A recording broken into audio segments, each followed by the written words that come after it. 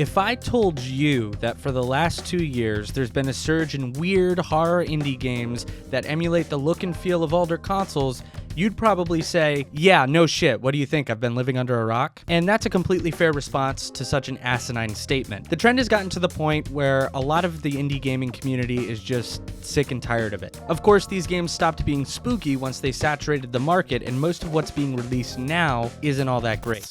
I'm not a fan. You did a lot. Now, Dracula's 3D model just kind of looks like a CAT scan of a bat. A perfect example of this came from my last stream when I booted up a game called Devil in White with a retro synthwave soundtrack and a VHS filter that made everything way too fucking dark. Because the problem is I can't seem to see into the dark here because the VHS static effect is making that not possible. The concept was simple, but way too ambitious for a 48-hour game jam. You play as a doctor. An evil doctor. And your job is to take advantage of some poor villagers with weak jurisdiction as you sate your urge to kill. You didn't leave yet, right? Right, so I played through the whole thing. To say it was flat is an understatement. Visibility sucked, the movement was stiff, the fish tank had a PNG of a fish in it, and I just assumed it was because the doctor was a true psychopath, and the story made no sense. The dialogue was cringy, the kills were anticlimactic, and this guy's hair and shirt textures were all fucked up. Again, this was for a 48-hour game jam, but why try to capitalize on a concept with actual potential and instead turn it into a 90s horror B-movie? I'll never understand. And it's these kinds of games that are tiring the community out. Devil in White wasn't even really a game. It was more like someone's dream of a snuff film poured into 48 hours of work. But it's not just this one. Take Firecrackers from my first ever stream. That game wanted you to actually feel something, and it had something to say. All right, let's just play. Happy New Year, Dad.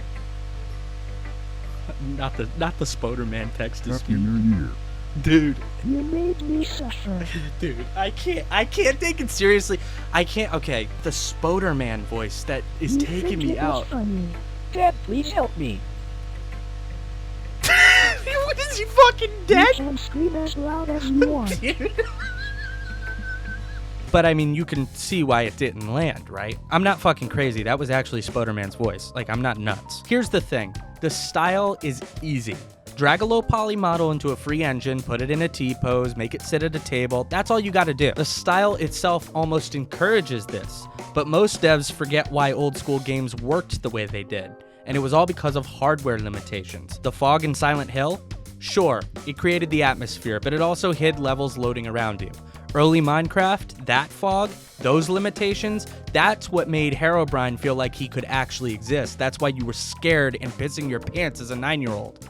Good devs that actually care, can bring this sense of restraint into the modern era by limiting a player's sense of direction, understanding, control, and all of that can be a huge advantage when done right. Games like Iron Lung, which is soon to be a feature film, get this perfectly. Speaking of Iron Lung, did you happen to see that video that FETV did where they hacked Iron Lung to reveal everything out of bounds? I personally recommend it. It shows how a dev can limit themselves and still deliver outstanding horror.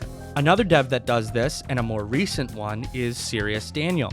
I did a deep dive on him, which I suggest you watch after this one.